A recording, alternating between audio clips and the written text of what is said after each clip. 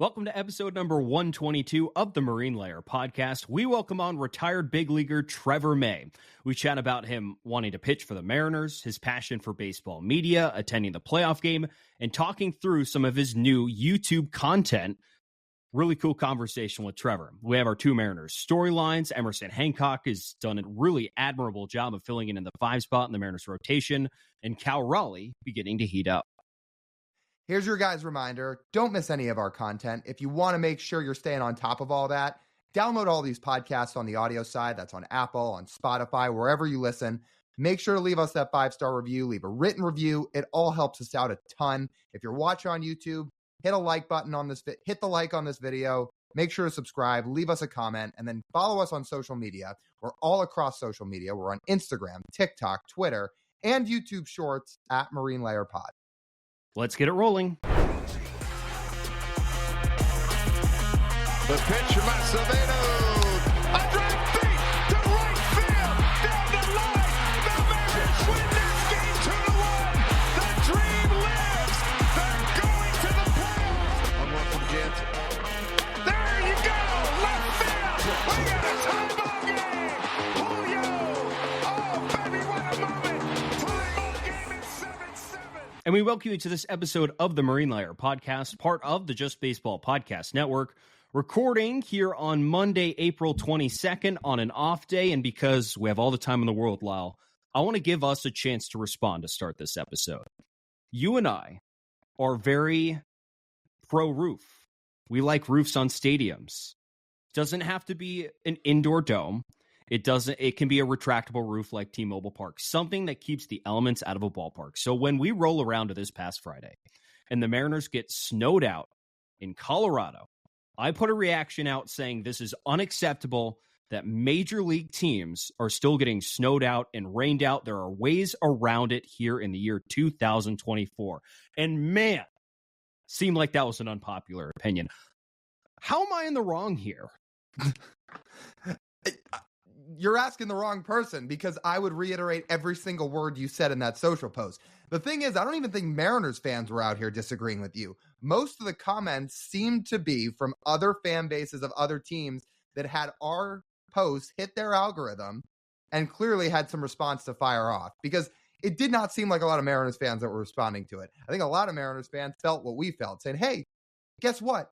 Seattle rains all the time. What did this team have to do? They said, to put up a serviceable ballpark when they built the new ballpark in Safeco, now T-Mobile, needs a roof. It rains way too much in Seattle. Games are going to get canceled and delayed all the time. There's other places where that reigns true also, yet there's no roof. It is snowing in Denver. Snowing! No retractable roof. Denver, out of all months of the year, did you know Denver has the second most snow of any month of the year in April? While Major League Baseball is being played. Second most of any month is April. And yet there is no prevention of that. There's no, like, what if you plan your entire Friday night around going to a Friday night Rockies-Mariners games, and the game gets called because, well, there's nothing preventing the snow, which clearly falls all the time in Denver, from getting on the field. And you just throw up your hands, oh well. So here's the couple of arguments. Roofs are ugly. Yeah, they're not the prettiest thing in the world, but are we really talking about like the modern day ballpark? Yeah, the roofs are so ugly. Like modern architecture is overly beautiful. Really? Do we care about beautiful ballparks? Because, like, for example, like just throw the Rangers Stadium out there. Sure, that has a roof, but it's like new and they had to build it indoors to keep the heat out. Like, really, is that beautiful? Is that beautiful? Would you say like Truist Park is like a beautiful ballpark? Like truly beautiful. It's pretty nice. Beautiful. Like the argument is that roofs hamper the aesthetic of the ballpark. Well, that's not the case with T-Mobile Park. T-Mobile Park's one of the nicest parks in baseball, and it has a roof. Correct. Right. So would there be any difference if they threw a roof on Truist Park, for example? A new ballpark? No, because if it's retractable, it still looks the exact same when the sun's out, because the roof wouldn't be on and you're playing baseball games under the sun. It's just for when it rains, people. Like, you don't have to make your ballpark look like Chase Field, which TJ famously likes to coin it the inside of a Costco. It doesn't have to look like that. You just need a roof that retracts like T-Mobile Park does.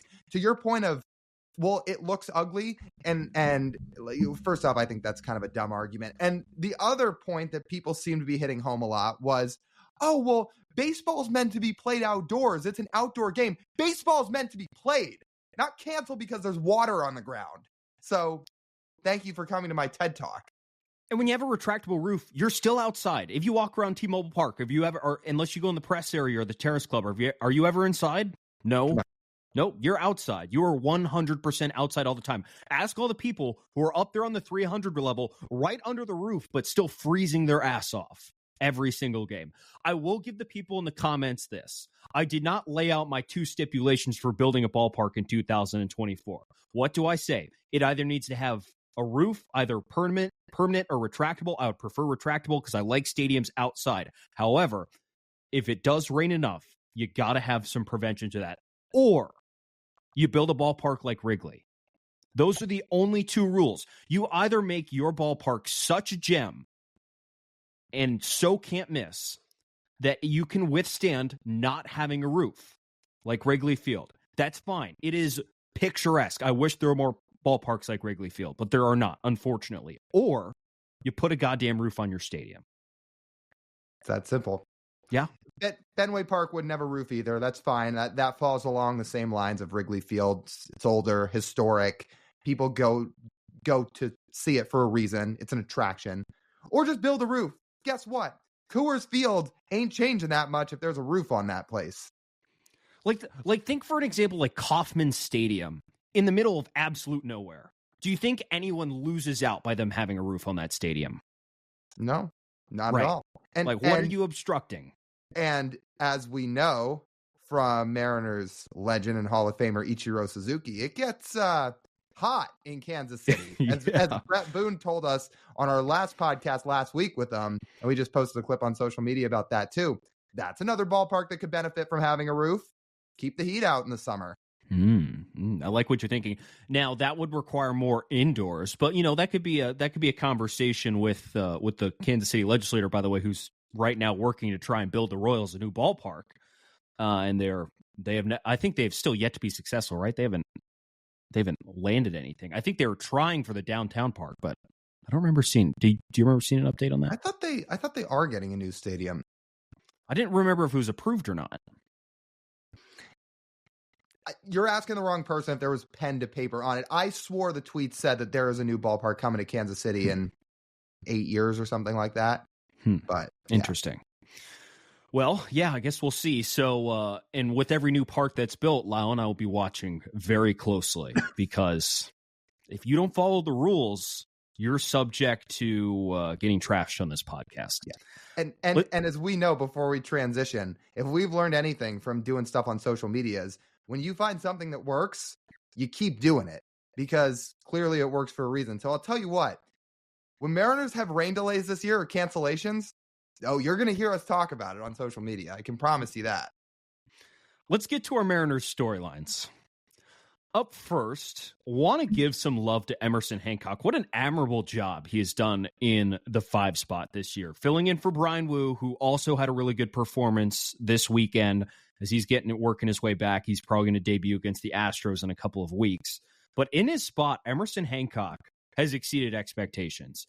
My expectations were sort of flat right in the middle for Emerson Hancock. I was hoping, he would go somewhere between 4 and 5 innings in his starts and allow 3 runs and limit damage and overall just sort of try and keep the Mariners in the game and let the Mariners bullpen bring up the rear of it and close out the game and sort of use more arms that way. It has not been that way. Distance has not been an issue with Emerson Hancock, and he has fit right in this Mariners streak of just excellent starting pitching over the last 2 weeks.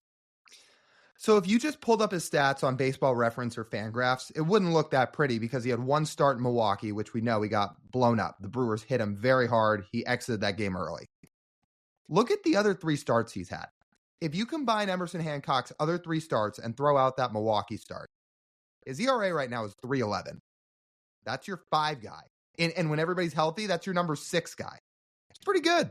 3.11 ERA in 3 of his 4 starts. It's pretty good. And he's a guy who's working through things too. It's not like he can't get better as the season goes along. We just use the example of him facing the Rockies on Sunday in the second game of the doubleheader. And think of what he's up against. We just watched Kirby in game one. You know, he battled, but he shut the Rockies out for 5 innings. He clearly wasn't 100%. I don't think Scott Service wanted to use all of his high leverage guys in game one, but he ended up doing it. So Emerson Hancock is facing two things. They're playing the second game of the day. The bullpen is short, especially leverage arms. So no pressure. He's got to go out there and perform. And, you know, that's exactly what he did. He got hit around a little bit in the first inning. But after, you know, a Polanco error in the first and giving up a 2-run double, he retired 18 of 21 batters and allowed 3 total singles the rest of the game. Like, that's bouncing back right there. That's bouncing back even against a pretty bad lineup. Rocky scored 4 runs all weekend, but that's also a testament to the Mariners pitching staff. He's throwing a lot of strikes. His stuff's not overwhelming, but he's filling up the strike zone, and he is limiting damage. That's the best of what Emerson Hancock can do right now, because he doesn't really have a swing and miss fastball. His changeup is good enough when he can locate it, and his slider is fine. So when he gets to those, especially the secondary pitches, he can survive, and certainly he has survived. I just recommend people don't look at his Baseball Savant page, because you might find a different conclusion for yourself. He's not walking anybody. He's throwing a lot of strikes, so give him credit there. You want to talk about his Baseball Savant page, his walk rate, very, very good. It's in the 89th percentile. Right. Well, the rest of it, the underlying numbers overall are not great for Emerson. I don't like how much of that is because of the Milwaukee start. Probably a decent amount, but there's a lot of things not helping him. Not striking out a ton of batters and not throwing a bunch of ground balls. It's not a whole lot of ground balls coming up. A lot of fly balls, a lot of line drives. It's not a really good formula. Getting hit hard a little bit. So that's all things he can go down there and work on in Tacoma. We'll probably see Emerson Hancock again this season. He's going to get one more start next weekend back at home against the Arizona Diamondbacks, and then Brian Wu will be back in the swing. We can imagine if Brian Wu stays healthy for these weeks. But really, man, the expectations that we set for Emerson Hancock coming up here, I don't know if it was this. I don't think it was this. And I think we've seen what we've needed to feel confident when he's called upon again, because I think that's a when, not an if, that you'd feel pretty confident with him filling in. At some point, he's going to need to make more starts this year. We will see him back in the big leagues, almost certainly. And yeah, if Emerson Hancock's done anything for himself, he is without a doubt the first guy that's going to get called. If there's an injury, if they need somebody to start in a doubleheader, it's him. Because he's earned that over both. I guess you can look at the couple starts he had last year, but really what he's done since then. And he's not perfect, right? You talk about he doesn't get a lot of swing and miss. Strikeouts are something he needs to still rack up more of. He needs to, limit hard hit balls. That's a certainty. But he has done everything you could ask a number 5 type of starter to do. And yeah, he has things to work on. I think keeping his velocity up throughout the duration of a start will be something to watch in Tacoma too, because we've seen him hit that 96, 97 a bit, but it hasn't stayed consistent throughout a start. Often his velo goes down as some outings go on. So that could be something he works on when he gets down to AAA, assuming he's the one that gets moved off the roster when Wu's healthy. But if we're talking results, I want to say this in the right way. I am what have I talked about? I'm the high man on Brian Wu. I think Brian Wu's upside is crazy. But if you're just going to look at the Mariners record and the starts that Emerson Hancock has made, I don't know if through 4 games, the Mariners look that different with Brian Wu pitching these 4 games than Hancock. Now, long term, having Brian Wu is an upgrade, and there's no doubt about it, because we know what he can do when he's at his best, and we know what his ceiling holds. But through the 4 starts that Hancock's made, I don't think the Mariners look all that different as a team record-wise now if it had been Wu pitching these games over Hancock. No, I don't think so. And now that Brian Wu is ramping back up, and he essentially got the first few weeks of the season off on the injured list to now ramp up and start pitching again, I'm hoping we see this kind of length from Brian Wu as well, because I don't know, especially at the beginning of the season, we would have seen quite the amount, like the innings coverage from Brian Wu here early as we've seen from Emerson Hancock. Is that fair? Yeah, because Wu's going to be on an innings limit. Now, I assume Hancock is on some limit too, right? Because he hasn't thrown a full season in a long time. He had some injuries last year and the season before that. Yeah. We know he's been a bit injury prone in his career. But I would assume as the season prolongs, you'll start to see Woo get stretched out. But his first couple outings, yeah, he may go 4 or 5. That's fair. Before we move on to our next storyline, can we just touch on Woo for a second? I mean, holy crap. 9 up, 9 down, 5 strikeouts in his first rehab start. That was in Vegas. Dude looked like he hasn't missed a single beat. Obviously, they're going to give him another rehab start, but just watching that outing, because I had both screens up on Sunday. I was watching Brian Woo starts. I was kind of flipping that game on and off. I would turn the Tacoma game on in the innings he was pitching while also watching the Mariners. And I'm sitting there being like, wow, like he's ready. That's the irresponsible thing to say. And as a podcaster, I'm sitting here saying it. Of course, they're going to give him another rehab outing to make sure he's all systems go. But watching what he did in that outing, yeah, like there's a reason I'm excited about Brian Woo. I can't wait for him to get back. It's the easiest 95 miles an hour I've ever seen. Really. I mean, Everywhere. It looks like he's soft tossing it. Mm-hmm. Yeah. So we're looking forward to it. So I think it's May 1st against the Astros when he's scheduled to throw.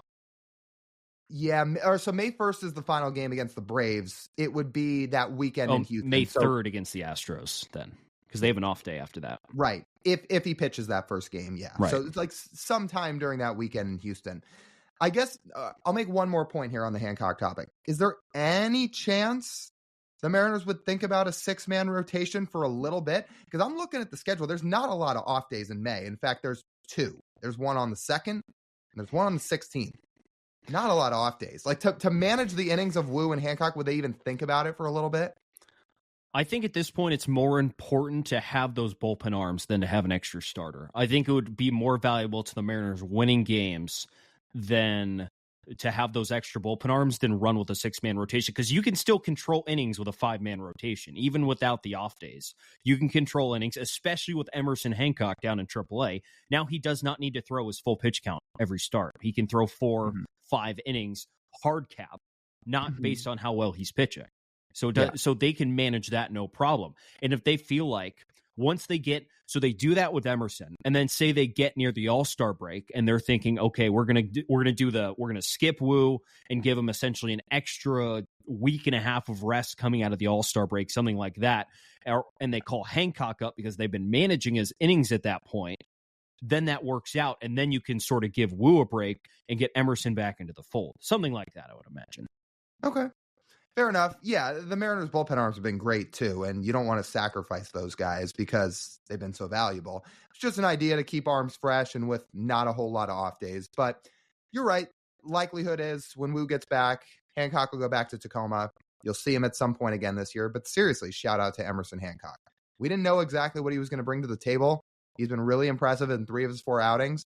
Or I should say he's pitched very competitively in 3 of his 4 outings. Like you said, he's exceeded expectations. And I genuinely think his changeup's a good pitch. And I'm glad he started to throw it more this year, too, because he didn't throw it a whole ton last year. You've seen the usage of it significantly increase up. I think it's helped him. That changeup's a good pitch when he throws it.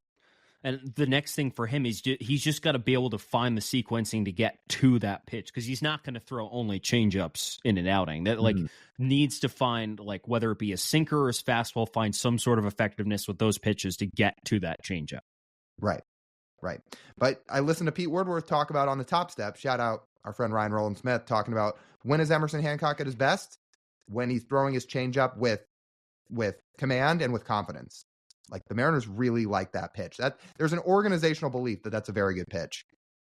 So it's good. Shout out to Emerson Hancock. He's really done his job. All right, before we get to our second storyline, let's take a quick pause here. We're going to talk to you guys about who? Our friends over at Pagotch's Pub 85. That's over in Kirkland. Season's rolling along. We just talked about Brian Woo's start, right? Maybe you're a big Brian Woo fan too, and you want to see him make his first outing in a couple weeks. Maybe you want to watch some Mariners games before that. Head over there and do it, because you can sit along with your friends. You can play some pool and some darts while you're at it. You can get some great food and some great drink specials. Like we say, what's a perfect formula? You can hang out with your friends, get there before the game start, go during happy hour, and you can get some good drink specials before first pitch. That includes 2 to 6 p.m. happy hour on Monday through Fridays. It's $3 domestic beers, $4 Manny's and Blue Moons, $4 Mac and Jacks, $4 Wells, and $4 house wines. All of that is over at Pagotch's Pub 85 in Kirkland. So Cal Raleigh, as we transition to our second storyline. Mariners offense is starting to heat up. And reason number one over the last week or so is Mr. Big Dumper number 29. Historic, you could say, his weekend was, because 7,500th home run in franchise history, the one he hit. But not only that, I mean, he just torched the ball. 6 for 13, 2 home runs, drove in 5. His home runs, he went dead center, and then he went oppo as a lefty. He's only done that twice. Do you realize that? He's only gone oppo hitting left-handed twice, ever. Do you remember the other one? No, not. And usually I have a good memory, but not off memory. Gosman in 22 in Toronto. The start of Cal Raleigh's ownership of the country of Canada. That's right. He's definitely done it right-handed a couple times, like he just did in Toronto like a week or two ago. But yeah, it doesn't happen a whole lot from the left side. Oppo bombs. Yeah, that was actually, I think, his first one, right-handed. His first one ever. So he has 1 oppo right-handed, 2 oppo left-handed. I will say, speaking of the right-handed home runs, if you want to start to look at what has stemmed some of Cal Raleigh's success, aside from him now getting back to doing what he usually does, barreling up the ball, hitting it hard, which translates to power, which we know Cal Raleigh has. He's swung it from the right side so far. Small sample. He's swung it. 2 of his 5 home runs are from the right side. He's got a 958 OPS as a right-hand bat so far. It's pretty good.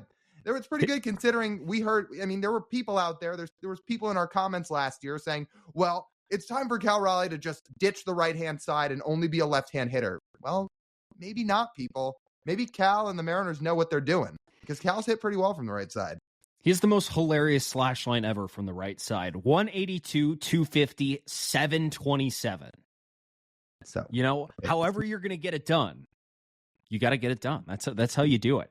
It's been a sort of an interesting profile for Cal Raleigh. I don't really think this is the Mariners' new offensive approach implanting on Cal Raleigh. I think Cal Raleigh's just doing a better job of overall hitting the ball harder. The difference is in his profile in the small sample this year to what we saw last year is he's more consistently hitting the ball hard, barreling it more, and the combination of average exit velocity and hard hit rate have been significantly better. And on top of that, like you said, he's walking a whole lot more. His walk rate's up 4%. So he's seeing the pitches he wants. He's hitting them extremely hard. Then when a pitch is outside of the zone, he's done a good enough job laying off and drawing his walks, which is pretty important as a catcher, and it's reflected well in his offensive game so far. Do we think his walk rate's going to stay up this year, or do we think this is an early season trend? Because Cal does walk. He was a 9.5% walk rate guy last year. He walks usually above 9%, which is a good clip. But if he's actually going to uptick it a little bit, the more the merrier. It could go up a tick. I don't know. I don't think it's going to stay at 13%. That's a little bit high for Cal Raleigh. I would be interested to see how the new approach at the plate affects Cal Raleigh and how, what of this sustains. How is Cal Raleigh going to look different with this Brant Brown approach? There's a report today. Shannon Dreher wrote about it, and just sort of how the Mariners' offense has caught its wheels a little bit. The tires hit the ground and started rolling a little bit with this offensive approach. And I think Scott was mentioning sometime in the first 10 games that he didn't feel like the offense, that not enough guys on the offense were totally buying into the approach. Yeah, they didn't take it from Arizona back to Seattle. They kind of left it in Arizona. Now those guys are starting to sort of continue to buy into the approach and bring it to the games that actually count. And it seems like if the approach is 100% success-based, like Cal has found it. Again, we're going to see how it actually reflects in his season-long stats. But right now, he's doing exactly what you want a catcher to do. You want a catcher to just be good at something offensively. Doesn't need to be the perfect hitter. He just needs to be really good at something. And for Cal Raleigh, it's hitting the ball hard and hitting it over the fence. And I will say, the offense is starting to come together. It's not perfect. Not everybody's there yet. But in different ways and shapes, you're starting to see it formulate now. To your point about the approach starting to get better as a collective group. So Julio's last 7 games, he's hitting 464. It's pretty good. Now, he hasn't hit a home run yet. We all know that. I think there was a ball he hit in Colorado that, had it not been awful conditions, would have gotten out. But you're starting to see him time it up better. You're starting to see him hit it harder. That's a great sign. Jorge Polanco, last 7 games, low average. OPS is over 750. And we know Jorge Polanco started to get hot over the last stretches of different parts of the last week or two. And we saw him have a really good series about a week ago. So Jorge Polanco's gotten hot in different spurts. JP Crawford, he's not slugging yet, but again, last 7 games, he's hitting 267. So piece by piece, it's coming together. And then Cal's just been on a tear over the last week and a half. So yeah, it's all getting closer. The last piece here is Mitch Garver starting to really hit because they need that guy to hit. But piece by piece, it's not all perfect, but you're starting to see it get better. Did you just use batting average? Well, usually that would go against every single philosophy of this podcast. Usually I would not do that. However, in a 7-game sample, I did use it because that samples can be very small. Yeah. Interesting. Did I just get fined? I don't know how to receive that. Did I just get fined in kangaroo court for using batting average? Oh, I think you did. Yeah. You broke one of the rules of this podcast. It's like if you came out and said, TJ, I support Angel Hernandez in 100% of his decisions. Okay, Julio had a 1019 OPS in his last 7 games. That's a lot better. The problem is JP Crawford's not slugging at all in the last 7 games. However, I'm trying to pinpoint that he is hitting. So you could have said, hey, he almost hit a grand slam on Sunday. Right. And he still gets slugging points for the triple, but like we know he's going to have to hit for a little bit of power because that's what made him successful last year. But he's, again, hitting 267 in his last 7 games. I usually wouldn't talk about batting average, but it does show that he is starting to get more hits. Shame. Yeah. Shame. I just got fined. It's like the Game of Thrones were walking you down the streets. The cowbell. Shame. Yeah. But all that being said, the best players are starting to figure it out a little bit. Garver needs to get going. I think he will, but slowly but surely it's coming together. This Texas series would be a good time. Garver will be back indoors, sitting at a ballpark he's familiar with, and against a staff he knows pretty well. So that would be a good sign. But overall, right, we're seeing the combination of what we expected come together. We talked about it a little bit on the live stream on Sunday. The defense has gotten a little bit better. It has given the Mariners a chance in games. The offense has come around, and the pitching has been unbelievable. When you have those 3 combined together, it is going to be really hard for the Mariners to go on any sort of losing streak because there's too many components to winning baseball within those 3 pillars right there for the Mariners to have to worry about much at all. And there will more often than not be more wins than losses. So now, like really the measuring stick, there will already be a game by the time this podcast comes out against the Texas Rangers.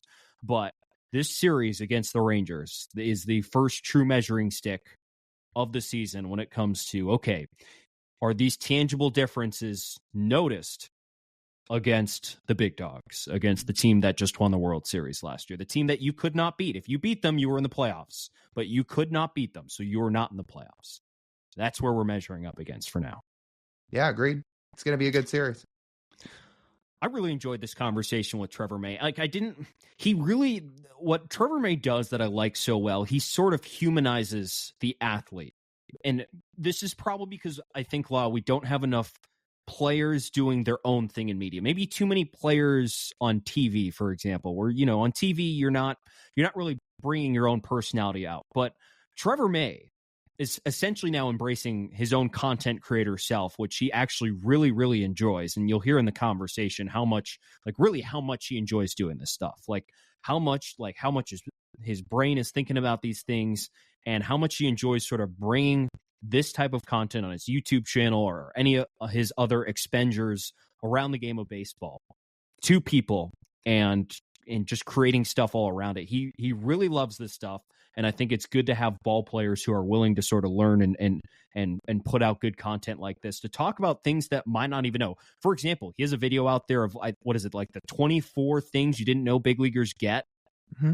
Very interesting video on his YouTube channel that a lot of these things I had no idea that you get being a big leaguer. And it's just one of the many interesting things he sort of brings to the table as a media personality now that he's retired. And he's a Pacific Northwest guy. If baseball had more Trevor Mays, the game would grow tenfold. He's awesome. And we get into so much with him, both talking about him growing up as a Mariners fan, again, Pacific Northwest guy, wanting to play for the Mariners when he was a free agent. We dive into that a little bit. Him being at the playoff game and about the whole content thing. He's wanted to do content forever now, well before he started playing. So he talks about that.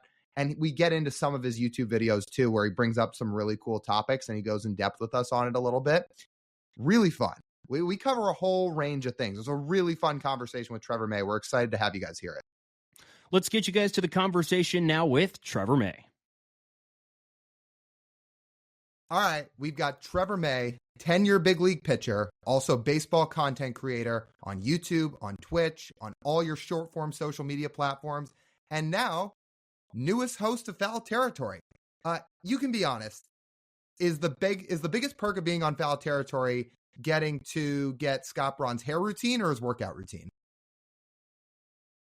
We'll go with hair for now. I'm still updating my hair. Not that he's not in phenomenal shape, but you know what? I got some experience working out too, so I got some confidence there. I know I can take care of myself. But yeah, the hair looks great. I mean, that's one thing that he's definitely on another level than me for sure.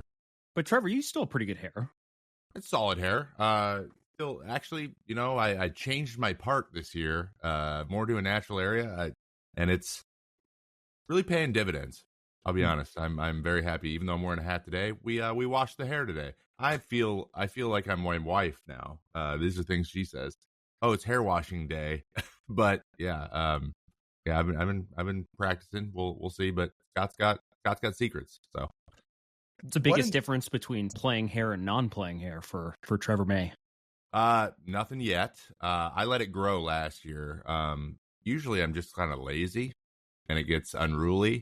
And now I have no excuse but to have a standing appointment with my barber. So it'll be that, and I'm on TV a little bit more. So, or I guess internet TV. I'm on camera a lot more. So I'm realizing, like, dang, I gotta like really think about this stuff and take care of it now, which kind of stinks. But at the same time, you know, you gotta transition at some point. So are we talking haircuts every 2 weeks, every month? Like, how often is it going to be? It's every 3 weeks right now, which is kind of the sweet spot. So it can grow a little bit, but yeah, I'm not the high fade guy anymore. We're going more with a retired guy haircut.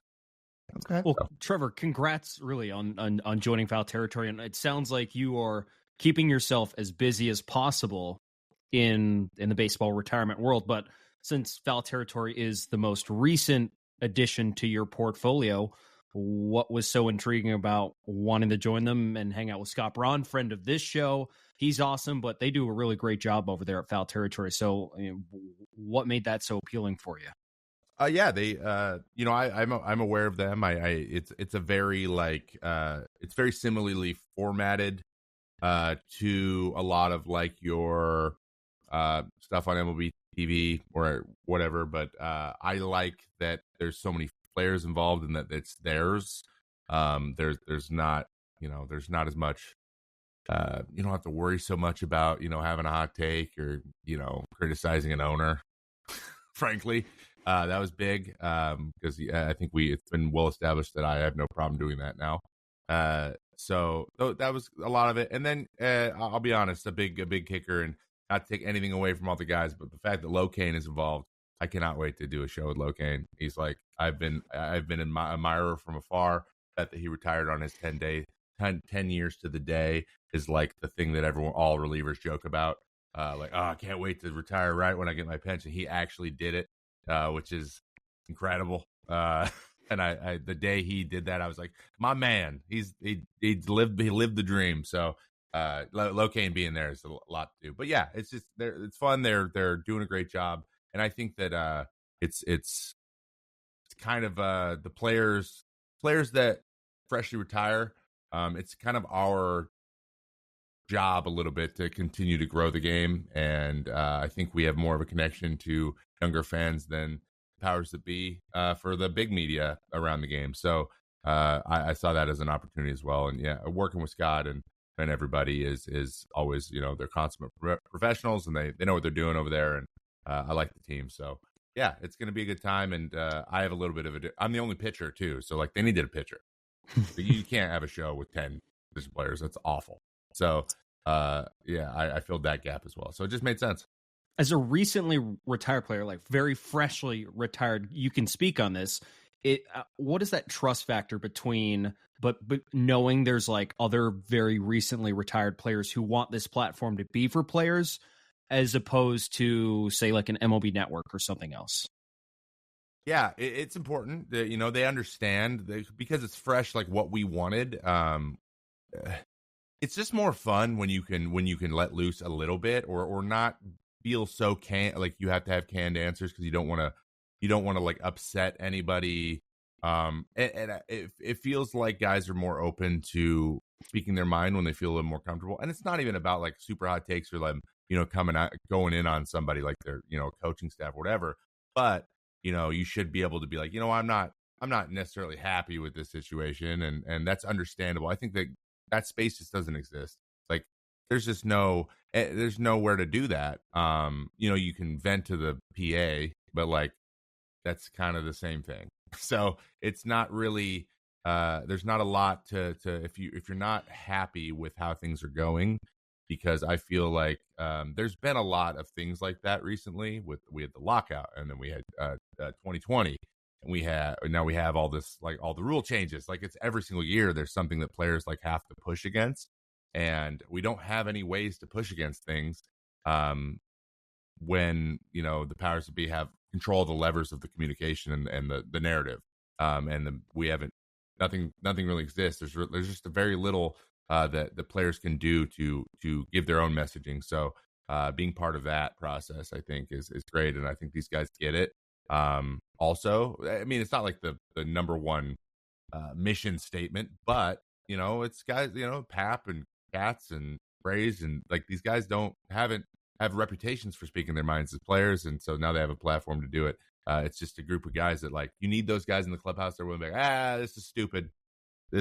We don't want to we're not doing this. You got to have those guys, and all those guys were those guys in their clubhouses. So having them in the media is awesome. Well, speaking of having a platform to speak their minds, you've been pretty involved in content, in media for a while, like well before you retired. So at what point in your career did you start to say to yourself, oh, I like having a voice. I want to talk about certain things. I want to connect with fans in this way. Like, when did you start to get the idea that you wanted to be involved in some sort of media? I think that maybe the sitting in front of a camera with a microphone came around maybe like 2014, maybe right when I got called up. And it wasn't really associated with that. It was more like that was just the time with like Twitch was starting to get going, and I love video games, and I always get into my hobbies. From the day I was drafted, like I knew there was so many things that outside the game that I want to do. I've always projected past the game. Like I always believed that life beyond my game was going to be, just as fulfilling or more so or more exciting than play. I've always thought about that, and which is it was a really optimistic way of thinking about how fun life's going to be to live. But I've always been like this. I if I would have graduated high school in like 2013 instead of 2008, I can't say that I wouldn't have just been a YouTuber, because I definitely would have done this. It was so early, like it wasn't a real thing. Like people weren't like doing it as a job in 2007. It existed, but it was like it wasn't a thing like that, like it is now. And I definitely would have went down this road. Like without sports, if I wasn't like a big dude who athletics worked out. If athletics didn't work out, I would have 100% been a theater kid. I think so. I think I would have like tried acting or something, probably, because it's just like I like that whole, I like writing and coming up with interesting stories and like doing improv, like all that kind of stuff's really interesting to me. So this just makes sense. But the streaming, when I figured out I was pretty good at it and I have the energy for it, and to be honest, we all have like ADD. We like all of my gamer friends, we all have ADD. And I'm like, oh, I have ADD. This is great. This is a perfect thing for me. I can just bounce around and play video games and focus on 3 things and just be, talk to chat all day. Like, so it just made sense. And the more I got into it, the more I learned about it, the more I got locked in. And so for a while now, I've been looking forward to this. I'll be honest. So you say a while. The quote that stood out to me when you said you retired is that you hated, like you it got to the point where you said you like dreaded going to spring training. It's like leaving all the fun things behind. Like what point was that about? And like when did that start creeping into your mind? I'll be honest, and I've been pretty clear or pretty honest about this, but like there's been very few spring trainings where I was like, let's go. But I think it came down to like, I'm not a huge fan of Florida. Like I don't necessarily like living there very much. So like it was always like this isn't a place that I like being very much. It didn't have anything to do with baseball. It's funny, once the baseball started, this kind of goes away. So it was always like the transition, the stopping and starting. And that is something that I've always struggled with. Just like when I'm really enjoying doing something, having to transition into something else, no matter what it is, even if that's going to be enjoying too, it's hard and it frustrates me. And basically every single year, we'd come home and be the winner and everyone would kind of hibernate. And then as soon as everyone starts coming out and starts to do stuff again, I have to leave. And it happened every year. And that there's some FOMO attached to that. And even when it was like building a YouTube channel and like streaming stuff, I was like, I really got streaming going. We were cooking, and then I had to stop. And it was the same thing with YouTube. I was like, okay, I got time to make 8 videos if I want to do 1 a week, and then I got to stop again. And that just got really like, I never knew how good I could be at it. And I'm not one of those people that like doesn't like to see things through. So all of that kind of combined just made it hard to transition. But it really had nothing to do with the game of baseball. Like once I got there and switched my brain, then I was like all in, and I loved that puzzle. But it was just hard. I loved playing, and once we were going, like I didn't even think about it. But then once I come home, I was like, oh yeah, this is what I remember, because it's basically just you can do whatever you want, and you have that passion. So whatever you're excited about, imagine if that's all you had to do ever. It's awesome. So yeah, that's kind of where it was. It was weird. It was interesting. And then recently, there's just a lot of, like I mentioned, a lot of the things with the game and feeling a little bit like frustrated by things that I deemed injustices or whatever, and like just the way things are done. It just felt very gross at times. I don't want to deal with these people anymore. Like I don't want to listen to Rob anymore. Like there was a part where I don't want to hear any more of this stuff, or I don't want to be beholden to someone that there's been times where there were people above me in organizations where I was like, I don't think you know what you're doing, and it sucks that you have control over my life. And so that happens over time too. So there's a lot of that, but I would say, yeah, like since I was drafted, I can count on probably one hand the number of spring trainings where I was chomping at the bit.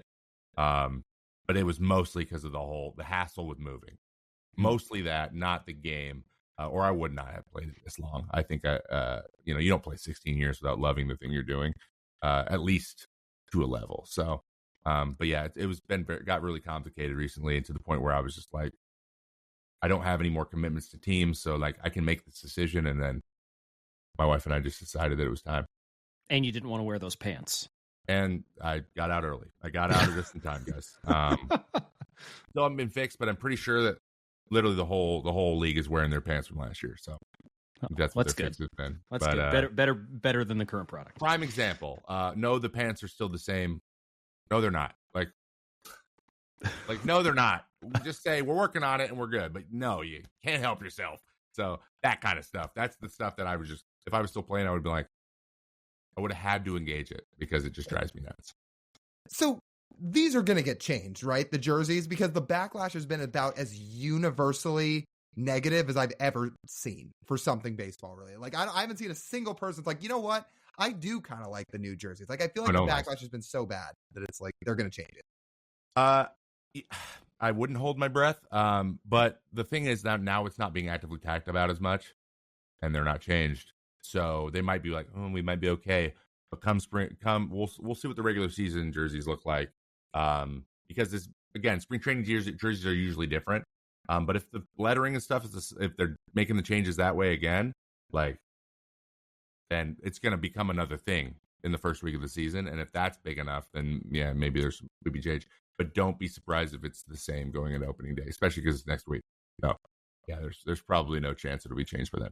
Oh boy. Well, I guess we're going to have to bear through it then. Yeah. Put it lightly. Just kind of squint and you'll be all right. Yeah. So you mentioned how that for a lot of years you weren't exactly all fired up, at least at the starting point, to get to spring training. Would it have been different last year in your final year if you had ended up signing with the Mariners, like you've openly talked about how badly you wanted to do? Like, would that have been a spring training where you would have been absolutely fired up? Probably, yeah. Yeah. That would have been, it's one of those things like, I loved my time with the Mets, and I love my time with the A's. I love my time with the Twins, and I'm so happy that like I was, brought into those fan bases and brought into those fandoms. But like, especially like in New York, like I was like, yeah, like you'd love that 1986 team. I'm like, guys, I didn't know until I got here. I couldn't have told you who won the World Series in 1986. Like, I didn't grow up a Mets fan. Like, why do you like? So I grew up a Mariners fan though, and buying in. There's just something special about playing for your hometown team. And I've heard this from everyone who went back and played for their hometown team.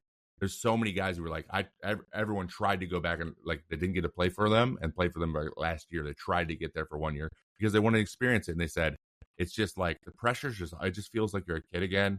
You're bought in, you see the people you saw. Like I lost my mind when I saw Griffey 2 years ago. I met him.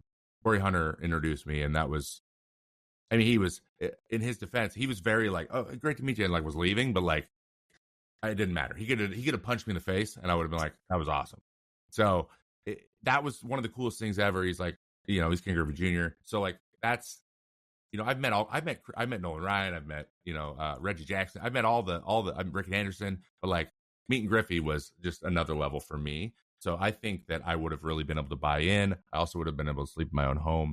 A house I bought 3 years ago that I never get to live in for more than 4 months out of the year. It would just felt like we were going on business trips. I think that would have changed my perception. I think my whole career, if it was like that, if I were Joe Mauer and just stayed at home, I would have a different relationship with what the season means for me. And I would say if you were at Mariners spring training, the other thing that you would love, I mean, you'd be working out with HITTER all the time. I mean, it's just so casual how he'll just walk in there. He's all dressed and ready to go. Yeah, you could have been his throwing partner. Like Julio wanted that this year, but you could say, "Hey, Julio, man, can we split some time here?"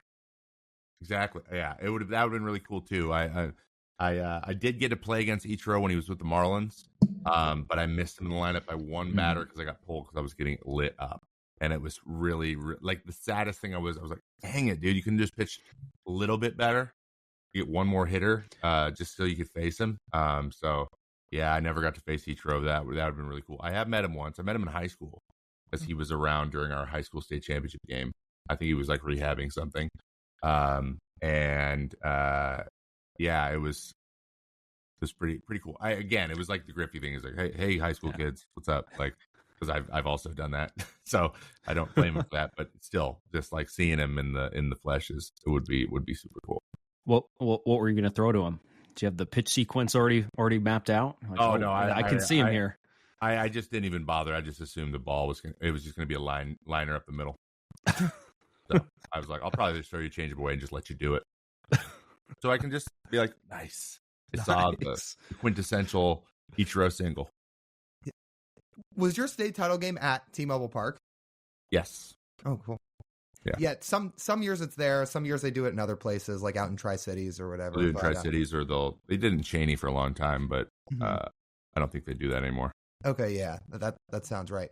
Well, I am curious just a little bit about what you said on that Twitch stream a few months back about like the same topic. You really wanting to play for the Mariners. I know you talked about there was even a couple other negotiations going on that you kind of let go by the wayside because you were really holding on to this idea. So like, I guess for what you feel comfortable sharing, like, did you ever get to the table, or was it never even really a discussion with coming home to play in Seattle? Yeah. It never got to the table. There was some like half excitement at times, but as we see with Jerry and the brass now, it's like things move really slowly. Like they're not going to sign like a top level reliever, and they're not going to sign a mid-tier reliever either, like a solid, pitcher that has a high ceiling. Maybe they're going to sign diamond in the rough for nothing, or they're going to get him from their own organization. That's how they run the bullpen, which, from a financial standpoint makes a lot of sense. And I don't blame them for that. Most teams do that now, but like it, it's like, can I help the team? Yeah. Like there's no doubt in my mind that I would be a guy who absolutely helps lock that bullpen down, especially being at home. I just like, there was no scenario in where I wouldn't be wildly successful and probably have my best year. So like having that confidence, but again, you have that, they don't know that. So like they don't you don't know that either. You're just really confident. So it was frustrating at times. And there was some other things like my agent has a relationship with him. Like he's had teams with players with them before. He's Robbie Ray. Like so he's well, he talks to them regularly. They were just like they'll be like, how's Trevor feel about playing here like next year? They've said a couple times, right? Like just kind of offhand, like really good. I don't know what to tell you. I probably would have taken a pay cut. I would have taken less money to go to Seattle than I took in Oakland. Like no, like money was not an option, not an object. Frankly, I just wanted to have fun and enjoy myself and not worry about it. And it just never got there because that's just not what happens in negotiations. You don't just go, hey, I'll take less money, because that's just not a good. It's not a good way to approach those things, and you kind of handcuff your agent too. And I don't want to do that either. So, but yeah, the ace thing coalesced because it was kind of the next best thing. If you had played for the Mariners last year, would you still be retired right now? I would say it's a lot less likely, probably. But again, it depends on how it went, or maybe maybe it went great and we just missed the playoffs, or same thing happened. Say the same thing happened last year as it did last year, and then it was just pretty clear. They're like, thank you for everything, but it would have been a nice little thank you. I did it. Great. I'll see you guys opening day next year because I'm coming. So that would have been great. But yeah, I don't know. I think that we just didn't know how it would have been. We don't know what our life would have been. Like my wife didn't know what it'd be like to have be around all of her friends all summer and be like have things to do and not have to worry about if she's gonna go to. She didn't go to that many games. Like she doesn't like baseball that much, which is okay. You don't have to fake it. So it's just she liked it. It was fine, but she didn't go to baseball games when she was a kid. She didn't really know anything about baseball until she met me. So I never really needed that. So it just became who knows how much more fun and how much more enjoyment we would have had if we were able to do it here. Did the Mariners making the playoffs in 22 increase the want more? I mean, it didn't hurt. Yeah, it didn't hurt, but wanting to be a part of the team that did it, or be a part of a team like this turnaround and be here, seeing the whole thing from the beginning to now, and just being on the team when it happened would have been so cool. They had Boyd. Yeah, Boyd Matt, got to do it. I was going to mention pretty much everyone but me and Snell has, frankly. Yeah, which is. I was trying to think of what were you thinking when you're watching Matt Boyd in that clubhouse? I felt a dream come true. I was really happy for him, and then I got to throw with him. No, after that season, I threw with him and Paxton, and so we talked. I was like, how awesome was that? He's like, it was really really cool, and he was like, even though I was barely on the roster. I was just there for long relief, just in case the game blew up, and it never did. The pitchers all threw well, but he goes, even then, man, it was something special. He goes, and I was like, yeah, it would have been freaking awesome, because I was at the 18 inning game. I had to leave early. I was like, I cannot watch a 20 inning. I cannot do this right now. I just watched 10,000 innings. I can't do this. And then they got beat the next inning. But that's good for him. I'm happy for him. And I actually knew him from when we were in high school. He was a year younger than me, and I played summer ball with all of his Eastside Catholic teammates. So I knew of him. He just played on another team. He would not play with us because with me and him, we would have just destroyed everybody probably. But he I knew his dad before I knew him, which was weird. But I'm happy for him. That was pretty awesome. Was that day not amazing? We were there too, Trevor. Was it not just looking around and man, the call was great. This is what this park was built for. Oh, the fan base here is the atmosphere at that park, even on the not so great years, it's just a great place to go see a game. Especially when the weather's nice here in June and July. There's just nowhere better. And people like going to sports here. We draw the best for the soccer team too. The Seahawks, no matter how good they are, that place is packed. So we come out for sports, and it's always been an awesome time to be here. And I've been in the bullpen since we've been coming here, and so I always that's an awesome bullpen, especially for seeing people. I saw people every inning, and it was really cool. So, but yeah, it was electric. Then I got to know Ace, who gave up the homer. Acevedo. And he is literally like the sweetest guy. And he just sits in his locker and he watches anime all day. And he's just just the nicest person ever. And just like, every time we'd watch the Homer, so we would go over like facing Cal Raleigh this year, and they would show his highlights, and Ace's Homer would come out, and he'd just be like, so getting to know him tempered it a little bit, but they were pretty cool with me being like, guys, I pull for the Mariners, so I'm sorry. So I have two follow-ups to that. Number one, what inning did you leave in during that 18-inning game? 17th. Wow. Okay, so yeah, I couldn't do it. I was starving, and I'm like, and I hadn't had a beer in 10 innings.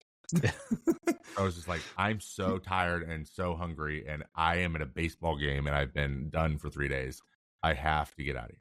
So we left, and everyone was just trying to hit homers. Like I was getting so frustrated watching Cal and Kelnick just round out to second. I'm like, stop trying to hit the solo homer. Just get on base, please. But the swings got harder and harder and harder as anyway. I knew it was going to be a solo homer, and unfortunately, the Astros got it first. You sound a lot like TJ. Not only had TJ not eaten at that game in hours, because I think he ate a little bit before, but he was like, well, this game will be 3 hours. It'll be like 4:00 when it's over. I'll be fine. He was, not only was it 2 baseball games for the price of 1, but you're talking like nerves, and on top of not eating basically all day, on top of watching the first playoff game in 20 years or whatever. So we didn't leave early, but I can understand from your perspective why you did, because I was drained by the end of it. We all were, not just from like the excruciating loss and trying to watch everybody just swing for the fences, basically every extra inning, like you mentioned, but like just the fact of how long you have to sit there too. I was there with my buddies too, and I left them. I'm like, you guys, they're like, we're not leaving. I'm like, you didn't watch as much baseball as I did. And I just can't be as invested as you. Though I do very much dislike the Astros. I just wasn't as invested. I'm still playing, but now I think if it were this year, it would definitely stay. Okay. I'm a fan now. So my second follow-up to that is, with you mentioning how great a place Seattle and T-Mobile Park is to watch a game, how many times are you using your gold card this year to go to T-Mobile Park? You're going to see me on a lot of day game getaway days for sure. Okay. Like the Thursdays and the Wednesdays and maybe some Sundays. My wife Kate has said that she is open to Sunday afternoon games because it's just it's just more fun when I'm with her, right? Mm-hmm. Like she's like, if you're sitting up there with me and you're like predicting what guys are going to throw and stuff, like that's more entertaining than me sitting there by myself and just waiting to see if you come in and then watching your inning for 8 minutes and then it being over. So, I'll be there. I'm trying to find a window that I go to every single time and make friends with the ticket people there. So like eventually my goal is to like give my dad my card or something where they know him and like they'll let him. Like that would be really cool, but we'll see if that happens. I'm already started to know people there from just coming as a visiting player. Some of the people at the front desk and stuff. So now that you have that card, do you still have any stadiums you need to check off your list? Nope. I've played in them all. Rats. Yeah. Wow, that's good. Yeah, I got my last one. Texas is my last one. That makes sense. Okay, so for those who don't know, like this gold card is something you're not only passionate about, but you were fired up to get. Anybody that's watched your YouTube videos or your content knows that. But for those who don't know, can you explain to people what a gold card is? Yeah, so the lifetime, it's two free tickets to any game, any regular season game for the rest of your life, and it's best available. And I believe there's like an allotment with sellouts too, so like it's going to be really hard for you not to get a ticket because there's like standing room tickets and stuff that they'll give, and you can get in. And so you can use it if you wanted to. You use it 162 times a year. So I can't wait to use it. You got to get 8 years of service time, and full pension is 10. And in my opinion, the 8 year that is much more valuable to me than the pension is. Mostly because I'm not 65 years old yet, so it hasn't really set in. I'm sure I'll be glad that I got it when I get it, but I can use the gold card now. So 8 years of service time, that's kind of becoming like the new threshold that guys are like, if I don't get to 10, I need to get to 8. So yeah, I'm really excited about it. I think they're getting talked about more and more now. I think it's pretty cool. So the gold card is one of the perks of being a big leaguers. One of your most recent YouTube videos is you broke down some awesome perks that you get for being a Major League Baseball player. If it's not that one, what's another perk that you think is just out of this world awesome? I really, I'm a guy who hates flying in small seats. I just I ruin my day and I ruin everyone else's that's next to me. And so the first class thing was always a big positive. So whenever they need me to go somewhere, at least I knew I was going to get a seat that I could fit in. That was great. I think the pension's phenomenal. Like my dad was a union president for 20 years and very, very blue collar. And so he drilled that into me, how important pensions are. So I'm very excited that I have that safety net a little bit. And then one of the big ones was just like having food around all the time, like high quality food where you don't have to worry about it. That is something that I'm going to miss more than anything. I cannot have DoorDash take that place. Like that is just a horrible idea. So yeah, I get to cook now, but yeah, having food just like in a room all the time was pretty awesome. So off of just your YouTube page as a whole, do you have any inspiration for that page? Was there a creator that you watched growing up that you tried to model yourself after and that you draw inspiration from when building your YouTube brand? Yeah, that's changed over the time. Like, there were some gaming creators for my gaming channel that I like kind of modeled my highlight videos after, and then that kind of fell out of vogue. No one really does that anymore. But I'll be honest, just recently I've gotten experienced a lot more, but like I like people doing deep dives on subjects because I just like learning random stuff. It's great side monitor stuff. It's great, background noise where you can just learn about something. And I've always been so interested in like learning new skills and things. So like the people who will be like, I did this, tried to learn this in a month, and here's how it went. Like that is kind of what I've mastered in my career, in my life, is just like learning a new pitch or learning a new how to manage a new injury, or like that's just rinse and repeat. So like I've always been interested in how can I share what I know now? I've learned a lot. How can I be a funnel and do it in an entertaining way? So I've started gravitating towards the exposition a little bit more, sitting in front of, because there's ways to make it fun and make it a good time. And I also am interested in doing film at some point, filmmaking. I don't know what that means. I don't know if that's sports documentaries, which I'm not really thinking maybe that, but like telling those kind of stories, just I don't know what it's going to look like yet, but I do know I'm fascinated by film and the way that these things are put together. And I have all the equipment I need. So I'm watching a lot of those people now too. So like, yeah, people like, like Markiplier in gaming, the gaming world. I just think he did such a great job. Like nothing felt very high effort for him. It looked like he was just always chilling and having a good time, and like he's just joking around and nothing was overly produced or anything. And I liked that a lot. Mr. Beast really isn't my thing. It's probably because I'm in my 30s. It's a lot, but it's more. I like more of someone sitting in front of a mic, putting together a 15-minute deep dive on some, like, I don't know, like some Tik Tok channel or something. I don't know. That's what's on play. So I'm learning a lot of that stuff now, how to use the camera movement and stuff to make it interesting. So that's kind of where I'm at. Okay, so segueing off of that, there's a couple videos you've made that I want to touch on some points with. About the film thing, you did something recently of breaking down all the nastiest pitches in baseball and relating to the Mariners. Shocker, Matt Brash was on there a few times. So the first time you ever saw the Matt Brash slider, whether it was live or on TV or on Pitching Ninja, on social media, like where did that happen? Where did you see it for the first time, and how in the world did you react? So I was aware of Matt when he came up, because like him and Kirby, when they both came up, it was like two guys who throw 98, like cool, more like I'm a reliever throwing as hard as I can. We got starters just throwing 98 like it's nothing. And also I was on the Mets when Kirby came up, and he's from Long Island. So like everyone's like, the George Kirby's on the Mariners, and everyone was just talking about that all the time. And they're like, do you know him? I'm like, I have never met George. What do you mean? He's 23. I'm, no, I haven't, not yet.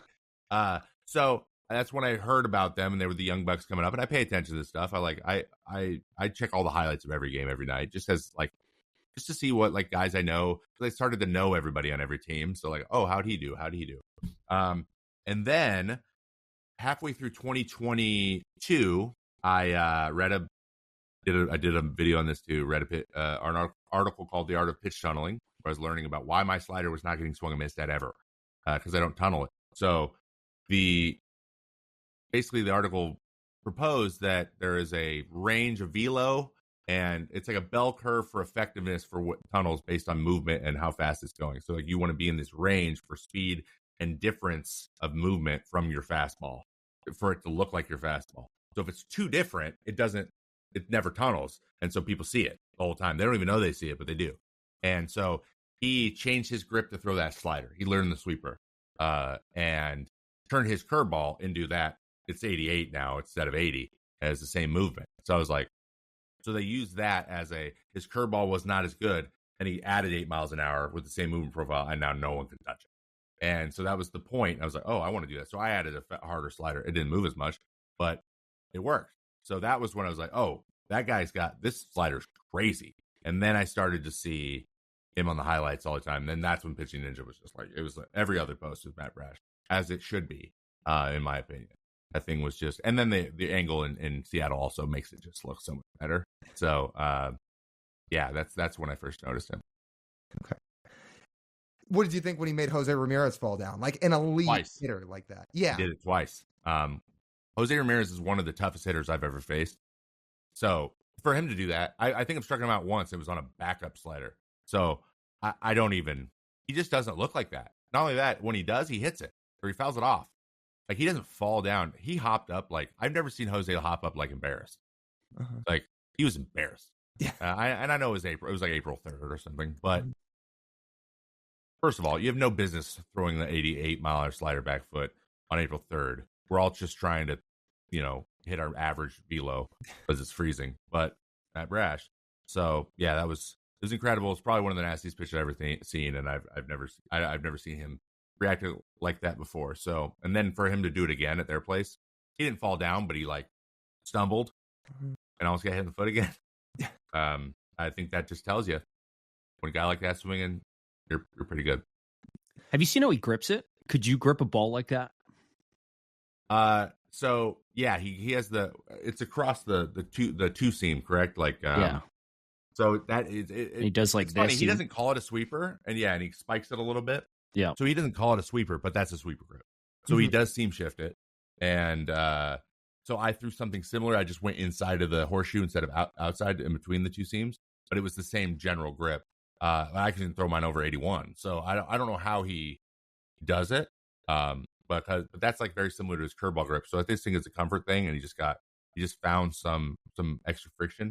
But yeah, these guys with these pitches generally have weird grips, super weird grips. Brad Hand was actually one of the first guys who was doing that, and people didn't really know how he got so much horizontal. And he grips his fastball and his slider exactly the same. Huh. Not everyone can do that. I don't know how I still don't know. He just twists it one way and goes straight through the other. And that's it. It's just two pitches. And I was like, how? And he's like, I don't know. I've just been doing it my whole life. Well, I guess I'll give up on that dream. Yeah. Okay. Speaking of relievers, there's another video you made, which I thought you had a take and a perspective on something that I thought was really interesting. It hasn't been brought up a lot. And you talked about the idea that when relievers are truly down, like they're unavailable that day, that they should be allowed to have a full rest day in the sense of you do not have to show up to the park. You can just stay at home. You can relax. You don't have to worry about throwing or being present. Because you talked about, you believe it can help physically and mentally to have some of those days throughout the year. So I guess my question to you with that is, I really like the idea. What do you think it would take for either Major League Baseball or teams specifically to actually start to buy in on that idea? Yeah, you have to put it into how much money that'll save you. Mm-hmm. Frankly, it comes down to that. That's what the bosses want to know at the end of the day. But I'm not even talking about like every down day. Just like you should get like 2 cards. You can like one every each half. Like those 2 extra off days, because there's only 21 off days in the whole season. And sometimes those like 5 or 6 of them are in 1 month. So it's like some you go like 3-4 weeks without getting a day off at all. And that's crazy for position players. I think the same thing should apply. Like they should get 1 or 2 days where they can just play the card. They can say, "Hey, bowing out for today. I'm not sick, but like I just need to not come to the field today, and you guys got to get through this without me." And people need to not feel like everything, like it's their job every minute of every day. I understand the Stars, they want to play 162 and whatever, but especially for relievers, like we don't do anything when we're down. Nothing. We just sit there and waste mental energy worrying about the game. We're worrying about what it would look like if we weren't there, and that just is so outdated to me. It's just so tied to, it's just eyewash. It's just like you're doing something just to do it because everyone just shrugs and go, well, that's the way it's always been done. That's not a way to live your life or operate anything at a high level. You can be doing better if that's something that constantly pops in your mind. So that's what it comes down to. I believe that was Gabe Kapler thing he said before he got canned, unfortunately, like a week later. But I don't see why not. And there's some teams that kind of do it, like not officially, but like I'm sure if you went up and be like, hey, Gabe, tomorrow I've done 3 days in a row. Like if I don't come in, and we just say I'm like sick without like having to be a thing, and he'd be like, yeah, like I guarantee you that happened more than once. But yeah, at the same time, like I don't want to take 3 days off in a row either, because then I'm rusty now. 1 day though, 1 day here and there, just knowing you have that option, I think would make it much less likely to even be used as well. So just like saying, hey, you just have this space if you need it, I think would go a long way for just feeling like guys are being taken care of a little bit more, even if they don't end up taking more off days. Do you think there are any other rules that should be adapted in for the sake of the players or for the sake of the fans? I'm not. The only one I would ever say would be for players in the same vein, but like we had a guy mention that who happens to play for the Angels, and he got decimated for it, so maybe I should not. But if the season were just like a little bit shorter, or like if there were just a couple less games in the same amount of time, like you can still we can still do the same thing, and we can still have teams playing all the time, but like maybe like 4 or 6 more off days a year. I think that would go a long way for health, for injuries, for all kinds of stuff. I think it would make crazy benefit. But yeah, other than that though, like in terms of like maybe we get rid of like blackouts aren't really a rule. It's just a business, and it's so ingrained that until things are off TV, that will never change. And unfortunately now the streaming deals are also including blackouts. So it's just a leverage thing that it'll just never be changed, because it's not about giving people value. It's about getting as much money as possible, because if I hear it's a business at the end of the day one more time, I'll lose it. But there's certain things you can do just because you're like, hey, we want you to enjoy this product and not have it be a financial angle. That would be nice just once in a while. So maybe that, but I just don't see a world where that can be changed. But maybe or some clever, I don't know, solution to the number of games and number of days situation. Maybe change the way travel's done a little bit, or I don't know. Like we went to the East Coast 5 times last year. It was awful. Like that's too many. Those trips are really, really hard. So that kind of stuff needs to not happen, but it's not supposed to either. But we were the A's, so no one really cared what we had to do, frankly. Did you ever see that video of the baseball fan? I forget what stadium it was at, where he got Rob Manfred's attention. He was like, Rob, as if he was trying to call out to him, like saying I'm a big fan or something. And Manfred turns to him. He's like, and blackouts already. And then Manfred just looked totally startled. He had no clue how to respond or whatever. Did you see that video? I didn't see it, but I can imagine what it looked like. Okay. I am curious too about what you mentioned with, a certain third baseman for the Los Angeles Angels. And I know you made a video on this talking about how, he got ripped a little bit for having this take about a shorter season. And he also talked about, okay, baseball's not my first love or whatever. I have priorities ahead of baseball. Do you like, how many other players in the league do you feel like probably have that same mindset and maybe just aren't outspoken about it? There's probably a couple on every team. A couple that are like really good, or like they found out when they played pro ball that they didn't like playing pro ball. That actually happens a lot. Like they love it in college because they like the hanging out with your buddies style of it. And then in the minors, it's nice too, but like it's more of a commitment. Like you can't separate yourself from it ever. And then they realize they don't like it as much. That's pretty common. I mean, it's not the majority. I think vast majority of guys are like baseball all the time, which is great. I love it. And I was like that too for a lot of my life. But yeah, I'd say it's more common than people would think because it's just because of the money involved, because it's so many people's dream. Like all of that stuff, you got to take that into account and just know that like the context in which people are looking at you and thinking that you should be like, it's very easy to think I should be more grateful than I am. I should not feel this way, but for some reason you do. Like it's just, and then when you look around and like 23 of the 25 guys there don't agree with you, like you're just gonna wear it because that's what we say all the time. Just wear it. Don't like it, play better. All these like just white knuckle, bottle it up and white knuckle it is very, very much like an athlete thing, and that's very valuable for 85% of situations. This is just in the 15% where like you're actually hurting yourself. You're just not able to like, you know what, call it what it is. But again, same thing with Anthony. Like I said in the video that I knew within 5 minutes of meeting him how he felt about the game because he was saying things that I had also like pinged around in my head. Like, I don't really like this part either. And he's like, I don't like this part, but he was way more outspoken than me because he's just a little bit more blunt when he speaks. But I heard it. I was like I became kind of a fan of his. Like I was like, oh, someone said it. Like I'm thinking that too. So it's glad to know that I'm not the only one who thinks it. Not that like we're like, oh, I want to go home right now, but we're just like, yeah, maybe I wouldn't like. I would like to do. Maybe I would be happy doing something else. He loves basketball. Like he was like, dude, and being in the NBA was sick, but obviously I can't play. I'm not going to be an NBA player. So this is what I'm good at. But yeah, sometimes that happens. That happens, and you just kind of.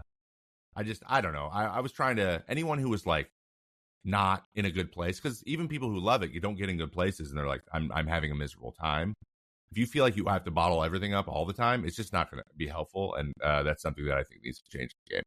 When you see that in the clubhouse, or is that like something you should go over and support? Is that like something teammates are like, oh, get a load of this guy, or something like that? What is the, if you were to guess, like knowing all the major leaguers you do, what is generally the reaction to that?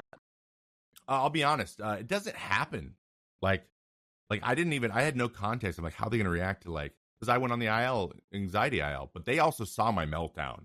Like I had a panic attack in the clubhouse where I was just walking around, just like yelling in everyone's direction.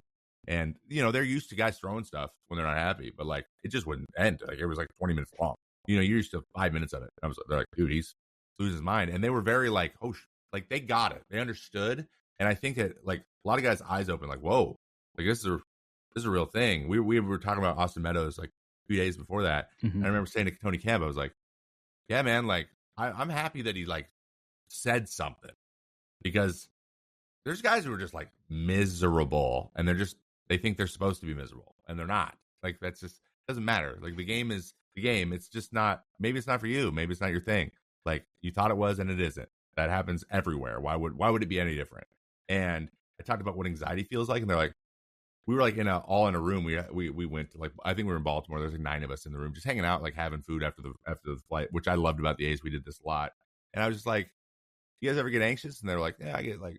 And we got to the conclusion that like everyone's like, "Oh, wow, we all get anxious." I'm like, hitters get anxious, pitchers get anxious. We were explaining like what it's like to be a reliever and hear the phone go off all the time. And Tony was like, "That's crazy." I'm like, "Yeah, it sucks sometimes. It's also really fun sometimes." So it's just like one of those things. Like you look at your bat and you're like, "Give me that bat. I'm ready to get in that box." And somebody's looking at the bat like anybody else but me. It's just, we're human. Like if you don't think you're ever going to think that, you're an idiot. Of course, you're gonna doubt yourself because it's just what happens. Sometimes you're not there. You're not ready to go. So I felt like we had a really good opportunity with the team too. I think guys came to me a little bit more and just wanted to have conversation about it. No one was like, I'm having the same problem, but there were guys talking a little bit more openly about like when stuff's not going great, and so we knew what was going on, and could have a little bit of grace for them and a little patience, and like let them be mad if they need to be mad, like let them deal with their thing. And I thought we were a pretty close group. It was pretty great. We went through a lot there. Have you seen the evolution of, say, managers being a little bit more accepting to that as they come into a little bit more of a player-friendly environment, as a lot of skippers are today, opposed to even how it was when you debuted? Oh, 100%. 100%. Not that I don't think that like managers I had like Gardy and guys I had when I was younger, or even guys in the early or in the aughts and the 2010s, like that they didn't have the capacity to. It just wasn't like they weren't called to. It wasn't something that was like in their job description, right? There was people for that. And I think like Katse is the guy who he was very, very supportive, and I really appreciated him for that. Like he was one of the best I've had. Rocco Baldelli is another guy who's like just gets it. Like he's gone through his own thing. He had to retire. He had a lot of struggles, like a lot of, and we've talked a lot about him, and we had really open, honest conversations fast within meeting each other, which I really appreciate as well. And I've heard about Kevin Cash. It was Gabe Kapler, same way. I've heard Skip Schumacher, similar. Like the younger generation, like they have this kind of emotional challenges a little bit, so they can see like, hey, I know what it's like when guys are struggling on the field, but I can also tell a little bit if there's something else. And those doors being open a little bit more, just to be like, hey, can we just talk about like human stuff real quick, and then like decide if there's something that needs to be done. It's gonna affect me on the field. And it was just really easy to talk to those guys. So yeah, I think that's a good thing. But that said, if this were more normalized when those guys were managers, I think they would be pretty good at it too. Couple of fun things that you've talked about in your YouTube videos too, Trevor, in terms of some takes that you have, like that, like one of your videos where you're kind of like spilling all the tea. You took a bunch of Q&As from fans and were answering some questions that people had. Somebody asked you your least favorite place to travel, like least favorite road trip. You say Cleveland. So I get it. And I know your answer was, well, you can only go to the Rock and Roll Hall of Fame so many times. That, like, what makes Cleveland the least desirable place to go? Honestly, like, here's an example. I went to a game in Milwaukee. That stadium's in the middle of absolutely nowhere. Like, I didn't even think the town of Milwaukee was that great to begin with, but like the environment as a whole, I was like, man, this is not like a good baseball atmosphere. So I guess I'm curious, like, what makes Cleveland that place over Milwaukee or, I don't know, Cincinnati or places like that?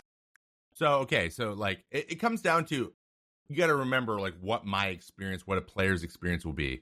We also rate the hotel. So like, where's the hotel at, and how nice of a hotel is it? So in the players stay at the Pfister in Milwaukee. It's supposed to be the haunted. So it's a haunted hotel. So it's like a unique trip, like especially if you're not in their division. Like it kind of has its own, like, it feels special, even though it's not. It's a nice hotel, but it's not like the nicest.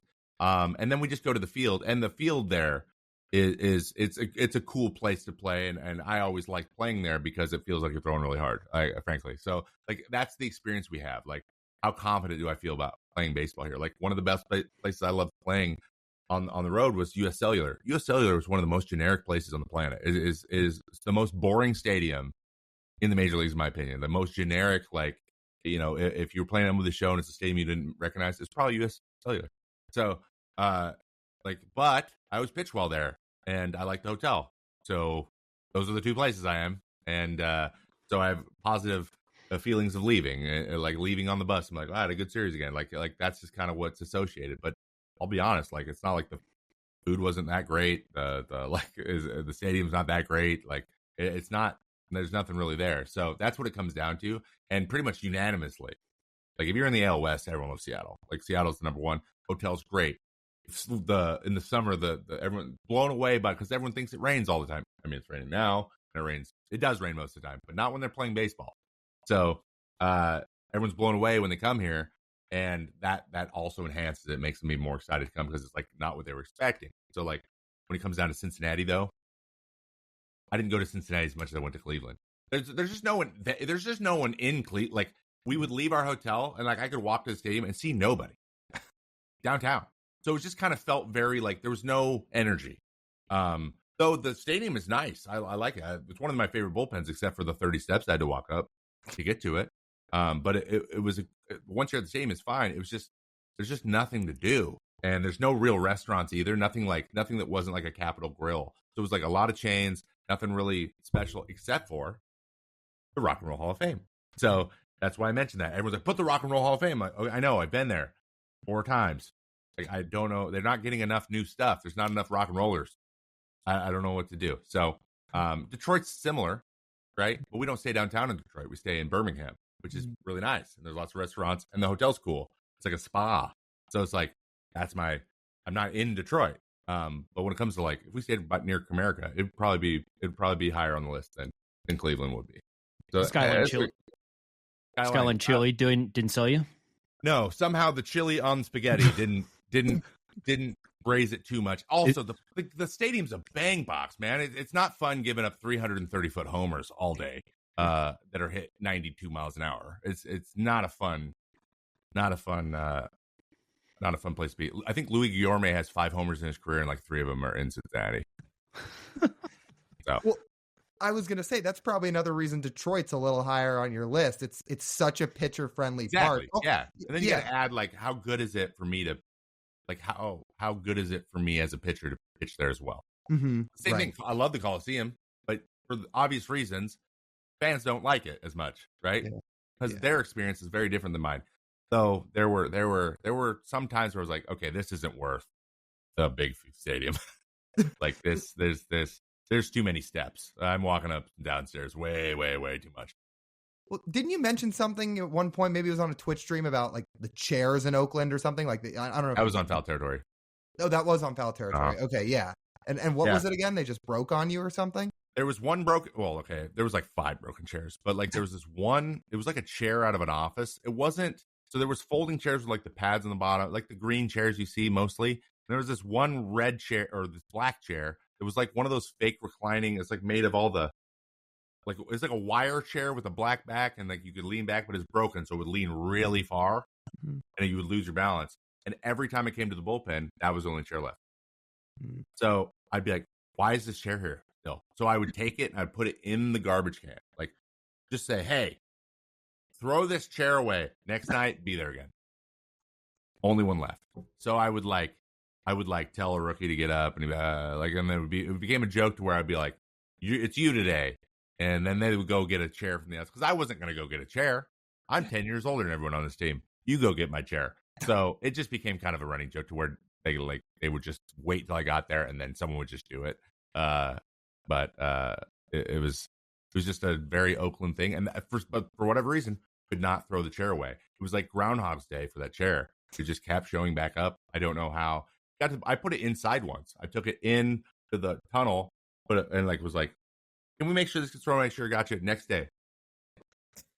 So I think someone was just messing with me at this point, but like, it was fun. It was funny. It's funny now. It wasn't funny every time then though, because I'm like, I'm trying to close the game. Can I have a chair, please? Yeah, I feel like that chair's going to show up in your front door soon. Yeah, I'm afraid I'm going to look over here and it's just going to be sitting there. Last thing from. So go ahead, TJ. Okay. Last thing for me, Trevor. So speaking of things you mentioned on foul territory, you said you feel like when you look at the average age of a baseball viewer, it's getting a year older every single year. Bad trend. Yeah. How do we reverse that? How do we get it to go in the opposite direction? Well, it's I think right now they're focused a lot on showing the game to young people, but they're not meeting them at where they are to participate. So, fantasy, like for example, football is fantasy football, right?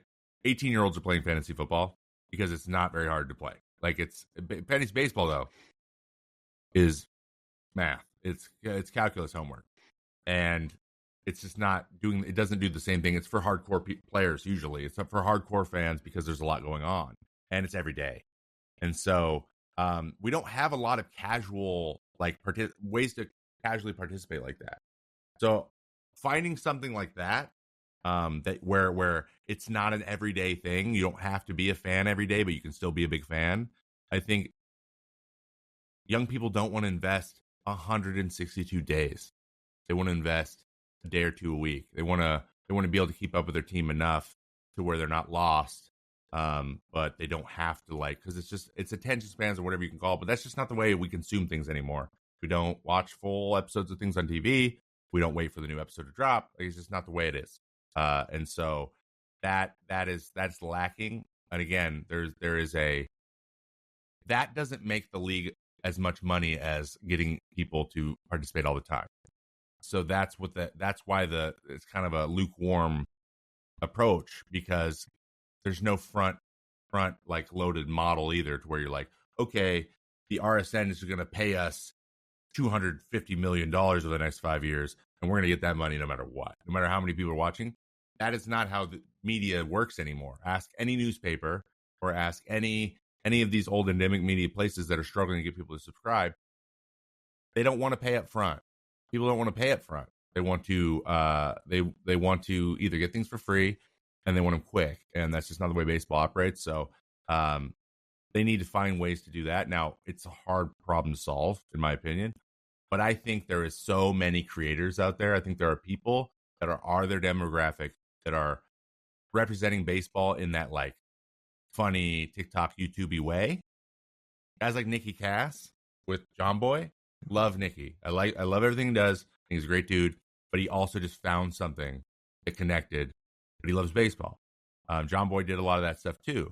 But there's all kinds of guys. I just think that's really slow. Like you guys mentioned, you're able to get on the field, as media or as press. It's hard. Like it took John Boy 2 years to get in the well. Like, it should not have taken that long. It's just it's you still, they don't trust the credentials. They don't trust it yet. And I just think that there's so much talent on YouTube and people making their own stuff that the MLB could partner with and really work with and, like, use and benefit from mutually. But they want most of the value going in their direction. And that's not how you get creators to, that's just not how you're gonna do it. So they're gonna have to loosen that stuff up. Also, BAM isn't helping anything. Let that stuff free and let people get creative with it and make fun stuff. Though they are pretty lax on it. Like, I take clips and stuff and I change them a little bit, but, like, they're not, like, copy striking everybody, but, like, they are still doing it. Like, they could go a long way with that too. So I think there's a ton of growth in that sector if they would just, like, lean into it a little bit more. That's a really good answer. The last one I've got for you, and this is a little bit open-ended, but I am genuinely curious. Now that you've entered this media world, is there any long-term goals you have with now being a media personality, or any events that you really hope to be a part of at some point in your new journey as a member of the media? Ooh. So, to answer the first part, it is a long-term thing for me. I think that this is kind of maybe what I'm more of my lane, even maybe than playing. I know that's a weird thing to say, but, like, it's something that I wake up every single morning, like I'm getting up before my alarm to work on stuff. And I know that's not always going to be like that, and it might be the newness of it, but I also have been making videos I'm about to have my 8-year partnership on Twitch, and I still love doing it. So I think at that point, it's pretty clear that I like at least the creation side of things. I like making stuff. And so I think this will be, I don't know what that's going to be like. I think that someday I'm going to do something that really, really people like. And I'm going to start doing that a lot. And then before I know it, I'm going to be doing that all the time. I think that's how it's going to work. And I'm very much in a, like, discovery phase right now. So, but I do know that whether that's, like, doing sports media or if it's, like, the Strahan route, because I'm interested in all kinds of stuff. I'm interested in not just sports and not just video games, but, like, science, technology, and movies. I love movies. Like, I want to be a movie creator now. It's something I'm really enjoying. I actually just joined our local SIF, called the SIF that we have a festival here. You can get a membership where you can go see movies as, like, a critic early, and I want to do that. So, but I know I'm going to be sharing what I see and find. I keep coming back here and being in front of cameras. So, YouTube to start. I'm also interested in how YouTube works, the algorithm and things. That's really, really interesting to me. And and then go from there. But yeah, I really, really like it. It's has not waned one bit in the last 6 months. That's really cool. I think I can speak for everybody when I say people are pretty excited to have you in the media, a fresh voice, somebody who understands the modern game, somebody who has some personality. So I think everybody's looking forward to seeing what you bring to the table in your new career journey as a member of the media. And now that you can be a baseball fan, I think I can speak for all Mariners fans too when I say I think people are looking forward to seeing you out at the ballpark this year. I'll be there. I'll be there a lot. So don't be surprised. Hey, I might actually be. They've already. I've heard through the grapevine that they might be open to possibly letting me on the field every once in a while. So maybe I'll be down there. Maybe I'll just surprise the A's one day. Be like, hey, you guys got to answer my questions now. They'll love that. So who knows? I don't know, but I will be around. You'll see me. I can't wait for it. This has been awesome, Trevor. Thanks so much for taking some time to talk with us. It's been a blast, and hopefully we have the chance to do it again. Yeah, my pleasure, guys. Thanks for having me. Hope you guys enjoyed the conversation with Trevor May. Really, really fun guy to talk to. And hopefully we'll see him out in person now at some Mariners games, because it sounds like with more time on his hands, he can now just be a Mariners fan. And he's planning to get out to some games. So hopefully he's a new member of the Mariners community. I'm looking forward to that. Again, really fun conversation. Hope you guys took some stuff away from it. With that, that'll just about wrap up this edition of the Marine Layer podcast. You guys know the drill. If you want to listen to the full form podcast, you can do so wherever you get your audio pods. Make sure to download, leave us that 5-star review, leave a written review. Why not, right? Again, you're doing us a favor if you do. Make sure to like, comment, subscribe on YouTube, and then check us out on social media, where we're on Instagram, TikTok, Twitter, and YouTube Shorts at Marine Layer Pod. That's TJ. I'm Lyle. As always, we thank you guys for tuning in. We'll talk to you soon.